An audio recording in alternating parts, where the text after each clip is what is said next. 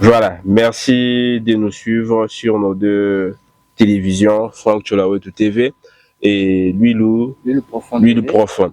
Alors aujourd'hui, nous allons recevoir le professeur Noël Tchanimwa Diavita. Bonjour professeur. Bonjour. Voilà, merci de nous accorder votre temps aujourd'hui en Gandajika. Pourquoi? C'est la Terre Sainte. Je suis né ici, j'ai grandi ici, j'ai étudié ici et j'étais invité à venir participer à un colloque tout à fait particulier parlant des questions de nous Noirs, de nous Africains et l'héritage que nous avons et est-ce que cela c'est un problème ou bien une opportunité de solution à ces problèmes-là. Donc le colloque était organisé par Abbé Apollinaire Chibaka et le projet d'Itunga. On a passé 3 jours de réflexion sur ces questions-là. C'est pour ça que je me trouve en Gandanjika. Ça s'est bien passé? C'était excellent. Abbé Chibaka a une façon d'organiser les choses. C'était un bon organisateur. Ça s'est extrêmement bien passé. On a permis à tout le monde, venu de tous les horizons, de donner son avis sur des questions qui touchent donc à notre vie, à notre existence. Je suis très content de ce qu'on a fait. Après combien de temps en Ganajika? On a passé 3 jours ici. Non, vous êtes revenu en Ganajika après combien de temps? Non, j'étais ici il y a 3 ans. Et avant cela, j'avais passé littéralement 40 ans sans revenir en Ganajika. Mais depuis que je suis revenu, j'ai été ici à 3 ans et je reviens encore ici aujourd'hui. Je vais commencer à venir d'ailleurs au moins une fois par an parce que je viens d'acquérir une propriété immobilière. Ah, vous construisez? Je veux construire ma résidence principale ici en Ganajika. C'est tout le monde qui en parle en Ganajika, votre résidence. Ben, c'est tout à fait normal qu'un enfant qui revient chez lui, qui construit chez lui, que tout le monde puisse saluer cela. Merci. Sincèrement, vous attendez au gouvernement, avec le président Félix Tshisekedi, pourquoi ça n'a pas marché? Vous savez, nous sommes dans un pays de 122 millions d'habitants. 122 millions d'habitants, ça veut dire que nous avons beaucoup de compétences dans le pays. Le président de la République, il est tout à fait souverain de choisir avec qui il veut travailler. S'il a choisi les autres, il a préféré les autres à Noël Tchani, moi je m'incline devant ça et je salue cela. Ah ok, vous êtes un ancien de Saint-Georges, vous avez visité? J'ai visité le collège Saint-Georges. C'est quoi vos impressions? Bon, l'école a été détruite, hein. C'est comme si une bombe atomique était tombée là-bas. Les infrastructures se sont écroulées. Il y avait le réfectoire, il y avait l'église qu'on avait, tout ça s'est tombé. Il reste maintenant des bâtiments rudimentaires. Et j'ai pensé avec quelques amis du collège Saint-Georges, il y a une association des anciens du collège qu'on appelle Amacol. Et nous sommes en train de réfléchir sur un modèle de reconstruction du collège. On a conçu une maquette que nous allons présenter au ministère de l'enseignement primaire et secondaire pour obtenir les financements afin qu'on puisse reconstruire le collège, que ça devienne une école moderne. Nous avons aujourd'hui le programme de développement de 145 territoires. Ce programme de développement permet de lancer certaines initiatives de développement dans des territoires tels qu'Ngandanjika. Et nous voudrions que le collège Saint-Georges soit l'une des écoles qui bénéficie donc de cela. Mais au-delà de cela, nous allons aussi demander ou faire le plaidoyer au niveau des autorités nationales pour que certaines priorités de Nganajika soient prises en compte dans le financement de ce programme-là, notamment la construction de la route qui part de Mbujimaï à Ngandanjika, à Luputa, à Mweneditu pour connecter donc à la gare. Cette route, elle est très importante. Pourquoi? Parce que Ngandanjika a une vocation agricole. On ne peut pas développer l'agriculture si on est incapable de pouvoir déplacer les produits agricoles. Moi, pour venir de Mbujimaï à Nganajika, une distance de 90 km, nous avons fait 4 heures de route. C'est tout à fait inadmissible. Donc, nous souhaiterions attirer l'attention des autorités nationales pour la construction de cette route-là qui va, en quelque sorte, désenclaver la ville de Nganajika et connecter donc aux autres villes telles que Kabinda, Mbujimaï, Mweneditu, et ça permettra donc d'écouler les produits agricoles. Mais il y a aussi une deuxième priorité que je pense est très importante si on veut relancer ou remettre Nganajika sur la voie du développement. C'est de doter Nganajika d'électricité et d'eau potable. Pour cela, nous avons une solution juste ici à côté, les chutes hydroélectriques de Kafumbu. C'est un mini Inga. Donc, c'est à peu près à 10 km, même pas 10 km, moins de 10 km de là où nous sommes aujourd'hui.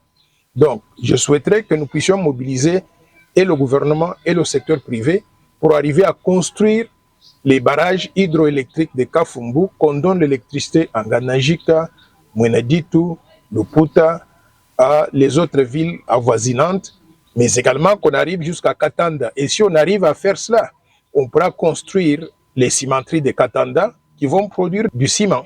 Et le ciment qui coûte très cher dans cette région va connaître donc la chute des prix.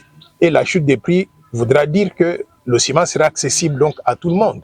Comme ça, nous pouvons utiliser cela pour construire donc nos villes de façon moderne. Donc ça, c'est deux priorités. Donc la construction de la route pour connecter Mbujima et Nganajika Mweneditu, mais aussi la construction du barrage hydroélectrique de Kafumbu pour donner de l'eau potable et d'électricité à ces villes-là que j'ai mentionnées.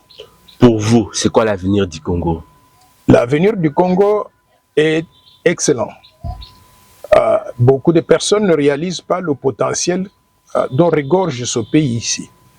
Moi, j'ai eu la chance de voyager dans plusieurs pays du monde. Mais quand je viens ici, je vois que nous avons tous les éléments pour nous développer. Nous avons littéralement tous les éléments. Une population nombreuse, des terres abondantes, des ressources naturelles abondantes. Et la population nombreuse, là, est constituée essentiellement des jeunes. À moins de, je peux dire, 60% de la population constituée des jeunes qui ont moins de 25 ans d'âge, donc qui ont la force de pouvoir travailler. Il nous suffit d'avoir la bonne gouvernance, d'avoir un bon leadership et d'avoir la volonté pour mobiliser toute la population pour que nous puissions nous développer. Et quand nous allons donc nous réveiller de cette façon-là, nous allons inonder le continent africain de produits fabriqués en République démocratique du Congo. Nous allons créer de l'emploi pour tout le monde et le Congo deviendra un paradis où tout le monde voudra vivre. Par conséquent, nous avons un bel avenir.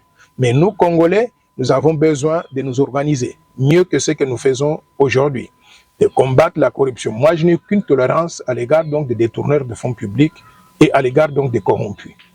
Si jamais j'en ai l'occasion, on vous attrape, vous avez mis les mains dans les caisses de l'État, votre main ne va pas sortir de là, on va la couper. Alors, quand vous allez faire ça avec un individu, un deuxième, un troisième, je crois que tout le monde va se mettre au garde de vous. Par conséquent, je crois sincèrement dans l'avenir de la République démocratique du Congo et je suis convaincu que si nous travaillons, nous pourrons nous développer de façon accélérée, de façon à faire profiter à notre population les bienfaits que Dieu a voulu faire pour nous en nous créant donc Congolais. Si vous étiez président de notre pays aujourd'hui, que feriez-vous différemment de ce que le président Fachi fait? Bon, d'abord, je voudrais saluer le président Fachi pour tous les efforts qu'il fait pour remettre le pays sur la voie du développement. Ah, vous croyez en lui, hein?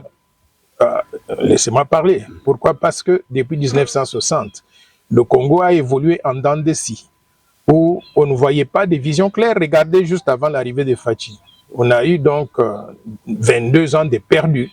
Des perdus, pourquoi? Parce qu'on dirait qu'on était dirigé par des étrangers qui prenaient tout et qui allaient investir à l'extérieur, qui ne laissaient rien pour les Congolais. Et d'ailleurs, qui opprimaient les Congolais, qui tuaient les Congolais, qui traitaient les Congolais comme des chats qu'il fallait exterminer.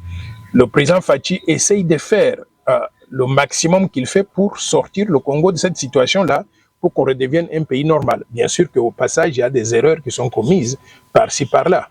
Mais si j'avais un conseil à lui donner, je lui dirais, remettons la gouvernance sur la bonne voie. C'est-à-dire la gouvernance, c'est-à-dire, d'abord, il faut mettre l'homme qu'il faut à la place qu'il faut.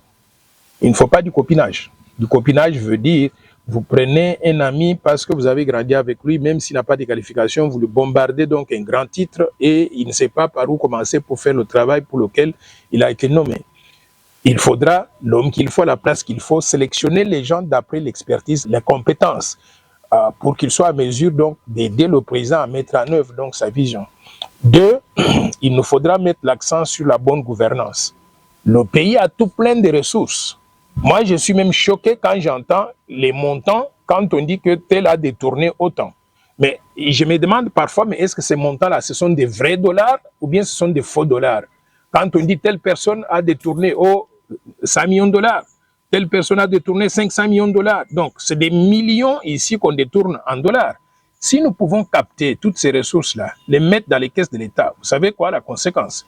Le budget de l'État va augmenter de 19 milliards de dollars théoriques que nous avons aujourd'hui par an à 75 milliards de dollars par an. Avec ce niveau de budget, nous sommes capables de mettre en œuvre notre programme de développement. Construire les chutes de Kafumbu, construire les routes interconnectrices, faire les chemins de fer, investir dans les écoles de qualité, investir dans la construction des hôpitaux de qualité. Et donc, on aura tout plein d'argent pour mettre en œuvre la vision de développement. Par conséquent, mon conseil au président de la République, c'est de mettre l'homme qu'il faut à la place qu'il faut, de ne surtout pas accepter de se faire manipuler par des détourneurs de fonds publics qui ne font que faire le dialélou. Ils font le dialélou en disant « Oh, Fachi Béton », pour qu'on les laisse continuer donc à faire donc les dégâts qu'ils causent à notre société.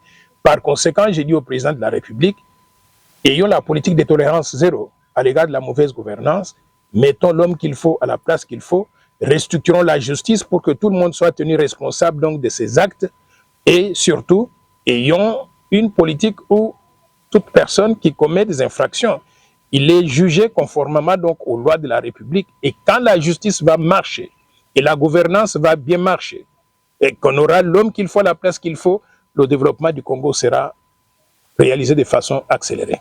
Merci. Merci, prof.